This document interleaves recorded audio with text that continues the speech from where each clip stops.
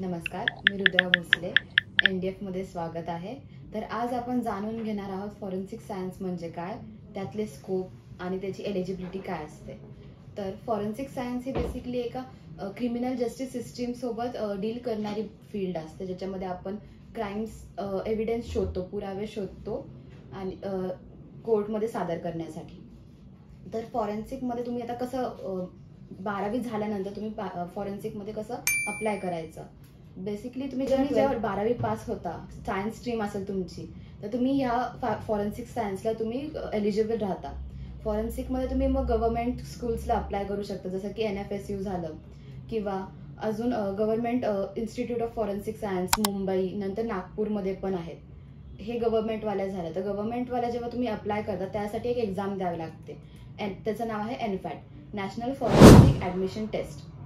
ही exam दिली, ह्याच्यामध्ये जर तुम्हाला चांगले मार्क्स मिळाले तर तुमच्या मेरिट अकॉर्डिंग तुम्ही त्यामध्ये अप्लाय करू शकता. आणि दुसरं म्हणजे की प्रायव्हेट कॉलेजेस. तर private colleges all over India आहेत, जसं की आता पुण्यामध्ये JSPM झालं, किंवा संदीप युनिव्हर्सिटी असेल, MIT, जैन युनिव्हर्सिटी, ह्या सगळ्या प्रायव्हेट कॉलेजेस असतात. इथे पण तुम्ही अप्लाय करू शकता. इथे रूल्स नाही लागत, जसं की तुम्ही ह्याच्याच असल्या पाहिजे की मायक्रोबायोलॉजीवाल्या असल्या पाहिजे, किंवा तुम्ही आर्ट्समधनं पण असलं तरी तुम्ही अप्लाय करू शकता. ते तुमच्या युनिव्हर्सिटीच्या अकॉर्डिंग असतं. इवन NFSU मध्ये कुठे कुठे तुम्ही जर का समजा BBA करत असाल किंवा MBA करत असाल, तर स्पेशलायझेशन इन फॉरेन्सिक अकाउंटिंग असे पण कोर्सेस आता निघाले आहेत नवीन नवीन. तर जर तुम्हाला इंटरेस्ट असेल फॉरेन्सिकमध्ये आणि तुम्ही सायन्स स्ट्रीमचे नसाल, तर तुम्ही ह्या गोष्टींमध्ये अप्लाय करू शकता, जसं की BTech, MTech, specialization in cyber security, किंवा MA-BA इन क्रिमिनॉलॉजी. असे 3 कोर्सेस NFSU ने नवीन काढले आहेत, तर त्याला तुम्ही अप्लाय करू शकता. त्यासकट आता ह्याच्यामध्ये तुम्ही NFSU साठी NFAT देता, तर बाकीच्या प्रायव्हेट कॉलेजेससाठी कुठली एक्झाम, तर प्रायव्हेट कॉलेजेससाठी तुम्ही AIFS CET देऊ शकता, CUET देऊ शकता, इवन नेट पण देऊ शकता, NET. तर हे झाले फॉरेन्सिकचे कॉलेजेस. तर आता कॉलेजेस तुम्ही म्हणजे तुम्ही तुमचा कोर्स कम्प्लीट कराल, त्यानंतर तर तुम्ही कुठे अप्लाय करायचं. तर सध्या ही फॉरेन्सिक एक अपकमिंग फील्ड आहे. तर सध्या स्कोप आपल्या इंडियामध्ये आता खूप आहे. जसं की आता तुम्ही गव्हर्नमेंटमध्ये गेला, तर गव्हर्नमेंटमध्ये तुम्ही ॲज अ फॉरेन्सिक सायंटिस्ट म्हणून फॉरेन्सिक लॅब्समध्ये काम करू शकता. त्यासाठी फॅक्ट द्यावी लागते, फॅक्ट प्लस. नंतर फॉरेन्सिक कन्सल्टंट म्हणून करू शकता कोर्टमध्ये, किंवा क्रिमिनल क्राईम सीन इन्व्हेस्टिगेटर किंवा क्रिमिनॉलॉजीमध्ये पण तुम्ही काम करू शकतात. Even as a forensic analyst म्हणजे फॉरेन्सिकचे जे हे असतात की CBI, IB, CDTS, हे जे गव्हर्नमेंट ऑर्गनायझेशन्स असतात, तिथे तुम्ही ॲज अ फॉरेन्सिक ॲनालिस्ट म्हणून काम करू शकता. मग आता हे झाले गव्हर्नमेंटवाले, ज्याच्यासाठी तुम्हाला गव्हर्नमेंटवाले एक्झाम्स द्यावे लागतात. तर प्रायव्हेट सेक्टर, आता सध्या वाढत्या सायबर क्राईम्स, फ्रॉड किंवा व्हाईट कॉलर क्राईम्समुळे सध्या फॉरेन्सिकचा प्रायव्हेट सेक्टरमध्ये पण स्कोप खूप वाढला आहे.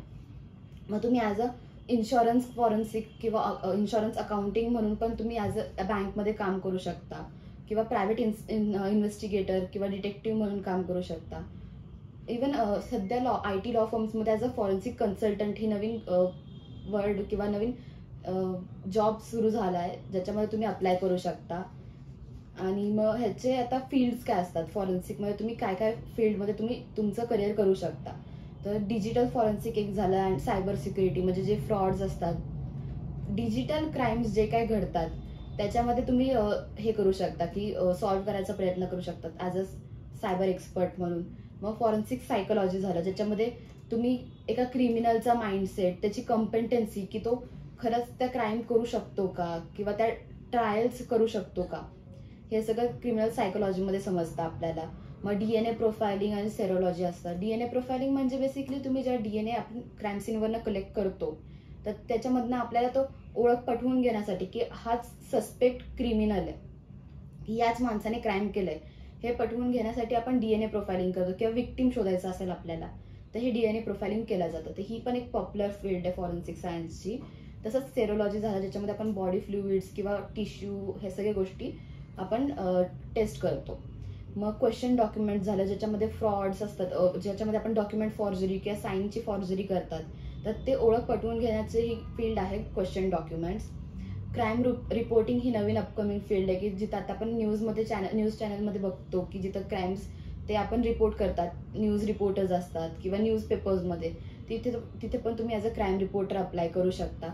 मग बॅलिस्टिक्स झालं, जेव्हा आपण गन शॉट्स वुंड असतात किंवा जेव्हा आपण कुठल्याही क्राईम सीनवरती गन वापरल्या जाते, तर तेव्हा आपण बॅलिस्टिक्स ही फील्ड यूज करतो, ज्याच्यामध्ये आपण की त्या गनची हे काय ट्रॅजेक्टरी काय, डायरेक्शन काय हे ओळखण्यात जातं. त्यासकट टॉक्सिकोलॉजी असतं, की समजा पॉइझनिंग असेल किंवा ड्रग अब्यूज असेल, तर त्या पर्सनमध्ये किती अमाऊंटमध्ये होतं किंवा तो ड्रगच्या इन्फ्लुएन्समध्ये होता का, हे सगळं टॉक्सिकोलॉजिकल रिपोर्ट्स म्हणजे पॉइझन बिझन हे सगळं टॉक्सिकोलॉजीमध्ये येतं. त्यासकट एंटमॉलॉजी, अँथ्रोपोलॉजी पण असतं. एंटमॉलॉजीमध्ये बेसिकली आपण जेव्हा एक डेड बॉडी आपल्याला मिळाली असेल, तर ती डेड बॉडी किती दिवसांपासून तिथे आहे हे आपण ओळखू शकतो थ्रू ॲनिमल्स, जे किडे पडतात त्याच्या थ्रू आपण ओळखू शकतो. तर ही एक नवीन फील्ड आहे ज्याच्यामध्ये आपण फॉरेन्सिक एंटमॉलॉजी असं बोलतो. त्यासकट अँथ्रोपोलॉजी असतं, ज्याच्यामध्ये आपण जे ह्युमन्सचे जे अवशेष असतात, स्केलेटन्स असतात, तर त्याच्या थ्रू आपण जाणून घेऊ शकतो की हा पर्सन तोच आहे ज्याने विक्टीम आहे जो हरवलेला होता, किंवा हरवलेल्या माणसाची आपण ओळख पटवण्यासाठी आपण अँथ्रोपोलॉजी ही फील्ड यूज करतो. तर ह्या असे फील्ड्स आहेत फॉरेन्सिक सायन्सचे. जर मी दिलेली इन्फॉर्मेशन तुम्हाला युजफुल वाटली असेल, आवडली असेल, तर प्लीज नॅचरलिस्ट डिटेक्टिव्ह फोर्सच्या चॅनलला सबस्क्राईब करा आणि लाईक करा. आणि आपण पुन्हा भेटूया नेक्स्ट व्हिडिओमध्ये नवीन टॉपिक सगळं.